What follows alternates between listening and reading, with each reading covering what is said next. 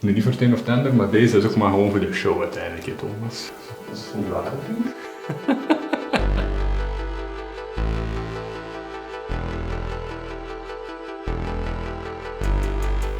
Hello everyone, my name is Dries. I'm a design researcher at Studio Dot, and I've recently completed my PhD research ideating hybrid product service systems.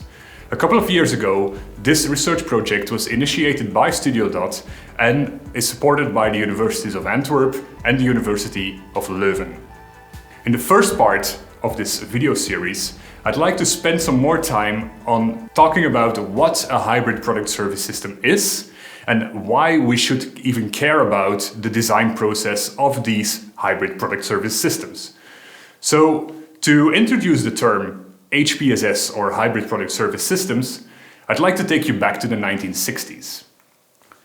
At that time, in the 60s, many electrical products were introduced in the home environment. And I'm pretty sure that most of you have seen such a product like this before. This is the Honeywell thermostat designed by Henry Dreyfuss and used throughout many years and probably still being used by people today. Now this product, it's pretty straightforward. You turn it to the left to control the room temperature down, you turn it to the right to make it warmer inside of a room.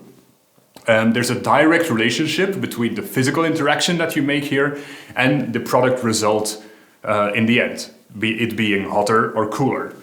Now, fast forward a couple of decades and we see this product on the market, the Nest thermostat. This is also a very widely known product right now, and in essence it does totally the same thing as the initial Honeywell thermostat from the 1960s. It controls room temperature. You can still turn it left or right and the temperature will change. Now the big difference between these two products is that the Nest thermostat has a hidden product component to it. To start off, product's display is a digital display. So it's not an analog meter or indicator like on the Honeywell thermostat. It is actually an electrically powered display. So the things that appear on the screen, they can change depending on what context the product is used in. Secondly, there are a couple of sensors inside of the Nest thermostat which allow it to profile the users around this product. So in context that means when there are family members around, the product will detect that there are people around and it will keep the temperature at the indicated level. When people leave the room, for instance, the product can decide to lower the temperature and save energy. Now it becomes even more interesting because this product is part of a family of products. And the interesting thing here is that these products, they share the data between each other. So if you have multiple Nest products in your house, the data is shared between all these products. For example, the Nest thermostat would decide, oh, there is no one around anymore, I can't see anyone, I will now lower the temperature. But the smoke alarm on the top right-hand side might tell the thermostat, oh no, I've still seen some movement, you might want to reconsider lowering the temperature. So there is an invisible communication going on between products, ultimately increasing the user experience, increasing the value of this kind of products. So a first characteristic of a hybrid product service system is that it is tangible and intangible at the same time. So that means during the design process of a hybrid product service system, you need to consider the tangible components and the intangible components together. You cannot pull them apart. Think of it as this blob of slime, where the blue slime would be the intangible components, the purple tangible components. Imagine that you would try to pull these two apart. It's near to impossible to do that. The same counts for a hybrid product service system. You cannot design the tangible apart from the intangible. They are so intertwined that they need to be created, conceptualized together. Now, a second difference and a second radical change in how these hybrid product service systems are being created is the different approach to design time and use time. And these are two terms which have existed in the design process world for quite some time. And they basically indicate, and I will show you that on this graph, that at some point, and that's the blue square here, a product is designed, a concept is being created, it's being brainstormed about, it's being brought to market. And at that point, the use cycle starts. So first, that's the blue part, it's the design time. And then once the product reaches the market and people start to buy it, you reach the use time, which is the purple part. Ultimately, to it being recycled, disposed, not being used anymore. So there is a decrease in the actual value of this product. Now, in a new approach to designing products, in this digital economy, as they call it, there is still a specific moment of time which is called design time. So that means you still need to define a product, you still need to figure out what is the idea here, what is the context, what am I going to propose.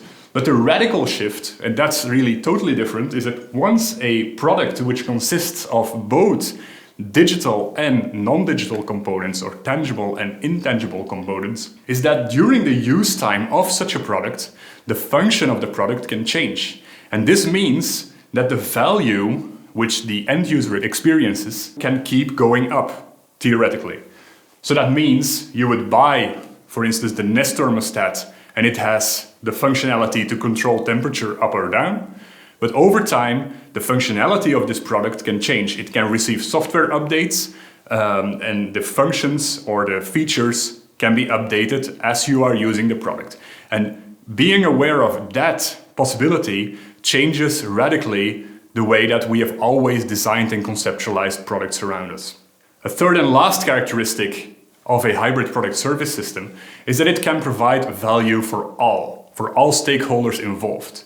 And by that, I mean that a hybrid product service system is not just putting a chip or a sensor or a display or some kind of electronic component inside of the product. That is a strategy which is sometimes taken, which results in companies just hoarding massive amount of data about their users. But in a hybrid sort of product service system, it is critical that there is a value for all stakeholders involved. To illustrate that a bit more, and these three characteristics, they come quite nicely together in a case which we've been involved in at Studio Dot. This is the Aloxi valve position sensor. It has been created by the company Aloxi in close collaboration with the design team at Studio Dot. And what this product basically does is that on petrochemical sites, you can attach a sensor like this and it can detect in which position a valve is. So there is a very distinct, tangible component to this, the actual sensor being a physical thing. But the whole thing actually starts to become interesting when you look at the intangible product components here, the data which this product eventually produces.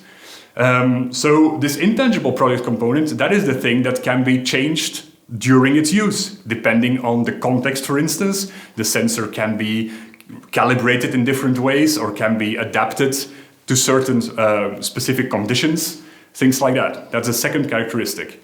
The third characteristic, providing value for all, is really clear here. It provides value for the worker who doesn't need to spend that much time on manually checking valve positions throughout the petrochemical plant, but it also provides value for the company owning the plant as such, because the way that a process can be monitored is much more fine-grained, it's much more secure, it's less error-prone than before. So there is a clear value for both the worker and the owner of this petrochemical plant. Now, I hear you thinking, aren't you just talking about what is commonly known as Internet of Things? And that's absolutely correct. A hybrid product service system is an interchangeable term with Internet of Things. However, in my research, I deliberately choose to use the term hybrid product service systems because it doesn't have this technological bias linked to it. To facilitate and support designers throughout this process, I've created a framework for hybrid product service systems design. The detail of this framework can be found in the doctoral thesis which accompanies this little video.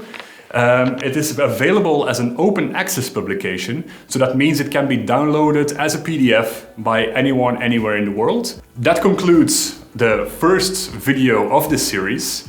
Feel free to share this video with anyone who might be interested in the topic as well.